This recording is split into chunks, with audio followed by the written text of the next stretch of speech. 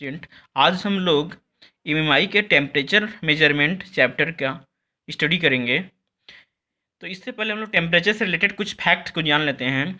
जैसे temperature is a fundamental quantities, ये मूल राशि है जिसे हम सीधे तौर पर नहीं मेजर कर सकते हैं। We can not measure temperature of body directly.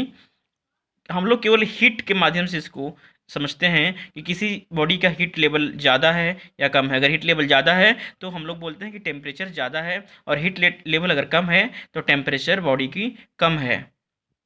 It can be measured by measuring a quantity that depends on heat level of that body और एलिमेंट।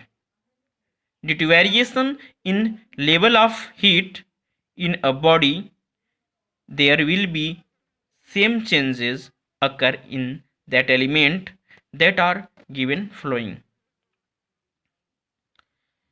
तो कुछ स्टेट्स को हम लोग को देखेंगे कि कुछ ऐसे स्टेट्स हैं, इनके कुछ स्टेट्स हैं जिनमें अगर चेंजिंग होती है तो टेम्परेचर में भी चेंजिंग होती है।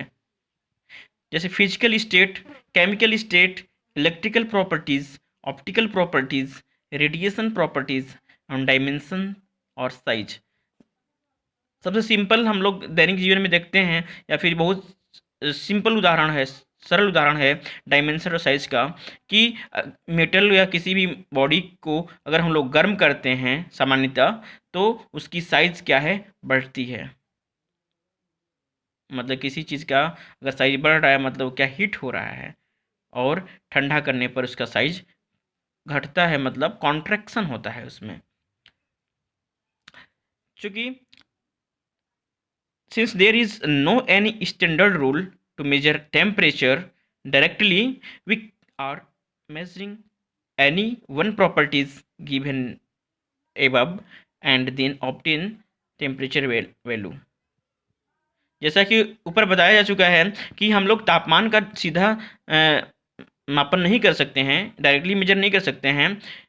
तो ऊपर जो कुछ सब है, फिजिकल स्टेट है, केमिकल स्टेट है, इलेक्ट्रिकल प्रॉपर्टीज है, इनको हम मेजर करके तब हम लोग क्या इनसे रिलेशन एक ऑब्टेन करेंगे टेम्परेचर के फॉर्म में, जिससे हमको पता चल जाएगा। अब measuring scale for temperature, temperature को क्या मेजरिंग स्केल कौन कौन सा होता है, तो सेंटीग्रेड होता है, फ़ारेनहाइट और रेनकाइन। अब हम लोग मेन पॉइंट पर आते हैं कि different measuring devices to measure temperature. Measurement metrology पढ़ना है तो हम लोग को डिवाइसेस पढ़ना है कि टेम्परेचर को मेजर करने के लिए कौन कौन सी डिवाइसेस होती हैं। तो सबसे पहले है थर्मामीटर। और थर्मामीटर दो प्रकार का होते हैं, एक रेजिस्टेंस थर्मामीटर और दूसरा होता है बाईमेटेलिक थर्मामीटर। ठीक है, इसी फिर है थर्मिस्टर और थर्मोकपल।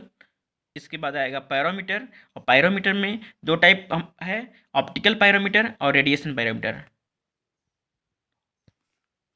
यहाँ पे हमारे सिलेबस के अकॉर्डिंग दो डिवाइसेस जो है काफ़ी इंपॉर्टेंट है, थर्मोकपल और पायरोमीटर, जिसका हम लोग आगे एक्सप्लेन भी करेंगे। तो रेजिस्टेंस थर्मोमीटर्स में दो टाइप का होता है, एक प्लेटिनम का होता है, एक कॉपर का होता है।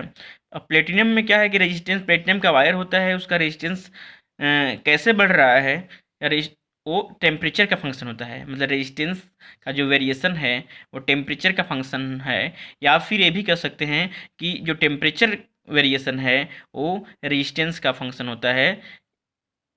इस तौर पे हम लोग अगर प्लेटिनम रेजिस्टेंस थर्मोमीटर की बात करते हैं तो इसका जो टेम्परेचर मेजर का रेंज है वह है -180 degree centigrade to 540 degree centigrade, और इसका जो वेरिएशन है उसको हम लोग इस रिलेशन से दिखाते हैं कि RT is equal to R0 1 plus alpha T plus beta T square. और अगर कॉपर रेजिस्टेंस थर्मोमीटर की बात करते हैं तो इसका जो रेंज है प्लेटिनम रेजिस्टेंस थर्मोमीटर के कंपैरिजन में कम है। इससे हम लोग -140 डिग्री सेंटीग्रेड से लेकर के 120 डिग्री सेंटीग्रेड तक का टेम्परेचर मेजर कर सकते हैं। ठीक है।